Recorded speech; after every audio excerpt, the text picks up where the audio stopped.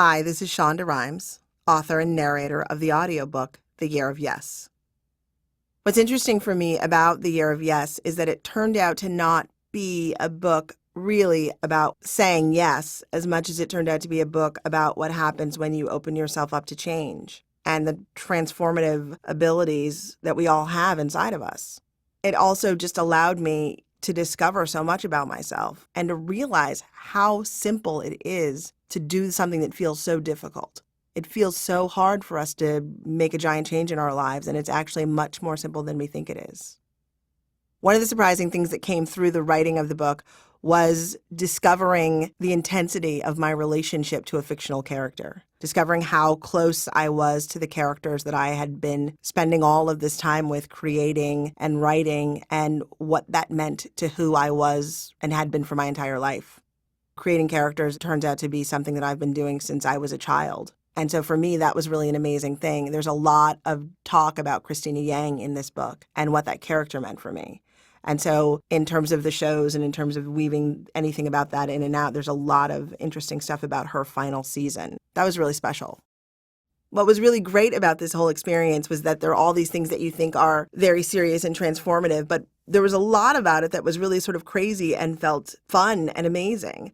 I filmed an hour-long special with Jimmy Kimmel, and I don't know if anybody's ever spent an hour with Jimmy Kimmel, but it's a pretty amazing experience and a terrifying one. I got to guest star on the Mindy Project, which was also really just hilarious and strange for me, somebody who's absolutely not an actor, getting to spend time doing like a little guest spot on a television show. I was on the cover of a magazine, which felt bizarre for, a completely normal, regular person who's not a size 0 being on the cover of a magazine.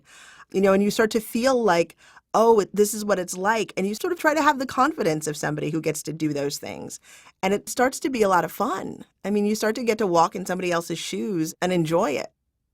One of the most beautiful things about The Year of Yes is the discovery that you may not think that you need to be saying yes or that you have the ability to say yes. But the reality of it is if you're not actively choosing to say yes to change or fixing your life or doing something positive, you're still saying yes anyway. There's this part of you that's saying yes to doing something negative. You're saying yes to giving up. You're saying yes to letting go. You're saying yes to all these things that you don't think that you're saying yes to, but you are kind of actively choosing those in the same way that you could actively be choosing something positive. What I think is special about the audiobook, for me, it was a very special process to record it. It was a very personal process to record it. I was sitting here reading things that were things that actually happened to me. We had to stop because I got tearful at places. We had to stop because I burst out laughing at places. It's really me talking about my life. And what's wonderful, I think, when I'm listening to audiobooks is getting to hear the person who it happened to or who wrote it, getting to hear their voice and getting to hear their inflections and getting to hear what they meant and how they meant it to sound come out. I don't know, it's always special. It's like you get to hear the entire book at a private reading. That's always like an extra gift.